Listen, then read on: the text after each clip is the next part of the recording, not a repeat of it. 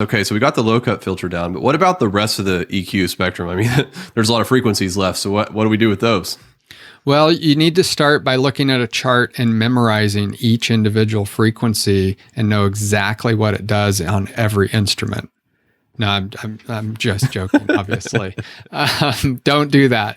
It can be helpful to have those kinds of cheat sheets as a guide, and I think we've probably got some resources we can share in the show notes as well that we've teamed up on. So definitely don't hesitate to take that kind of overview approach and look at those different frequencies. But honestly, think of it like the volume control approach. And there's actually some really simple tools that you can use to find and adjust those frequencies in the mix without even knowing what they're supposed to be. Where do you start first? Well, you don't even have to know where to start with this one method. And so what we'll talk about is what I call the boost, sweep, cut method. There's a few different names for it. I think in one of our recent chats, one of your listeners chimed in and said, "This is a search and destroy method." And I was like, yeah, that's for sure. I love it.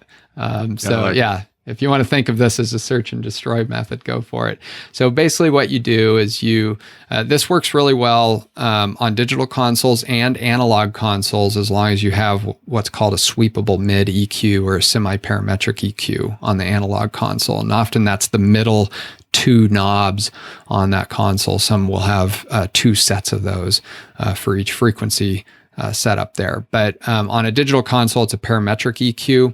And basically what you do is you select the frequency and put it anywhere on the spectrum from 20 kilohertz down to 20 hertz, and then boost that frequency by about, normally I pick about 6 decibels. I want to hear it. 3 decibels boost isn't probably dramatic enough, so I boost it up to 6. Some people boost it to 9. I don't get that crazy with it. I can normally hear a 6 dB boost. So I boost it to 6 dB. I take the Q and I dial that in somewhere in the middle. I don't want a very broad Q. So the lower the Q number, the wider that filter is. So Q1 is like a really wide filter with this gradual kind of hilltop kind of curve. What you want to do is select a filter probably around 3 or 4 or 5, somewhere in that range. Make it fairly narrow, so you're looking at identifying a very particular frequency range. And then what you do once you have that, you'll see it on the digital console, or you'll just select it on your analog console, and then you start sweeping the frequency knob all the way across that spectrum, back and forth. And you do it slow enough so that you can hear what sounds the worst. Like, pick out the worst sound. A lot of times with a voice, it's that nasal sound or that kind of whistling sound. Sometimes you're looking to get rid of some rumble on a guitar or something, and you're sweeping along trying to find the muddiest sound you can find in that frequency spectrum. As soon as you find it, you've identified that frequency, just automatically. It's just, there it is. It sounds, that's the worst sounding one, right? So then you cut it.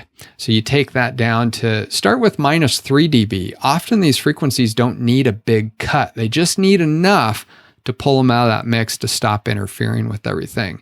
And if you have to bring it down to -6 dB, do that. If you go down much lower than 3 to 6 dB, you probably need to take that filter and narrow it a little bit so that you're not affecting so many frequencies on either side of that. And if you've got a real problem frequency or a room tone problem, that can help by using a very narrow filter to notch that out. But you can use that method on, I would say, 2 or 3 filters maybe for the most part, and that'll start to clean up your sound immensely. But if you use a high pass filter and cut all the lows out, and then you use one filter where you search and destroy and get rid of that worst offending frequency, that'll take you 90% of the way to a pretty solid sound. Yeah, no doubt. And one thing that I find really helpful is, I started off in the analog mixing space because I've been at this for a while and had to transition to digital. And I always struggled with going from, the graphic EQ to the parametric EQ.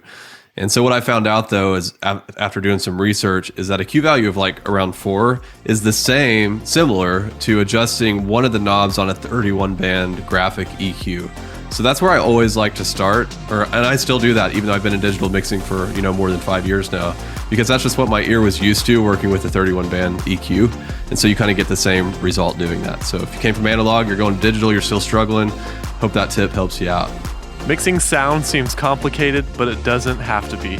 Get access to our stress-free training to help you create great sound at church by visiting churchsoundmadesimple.com.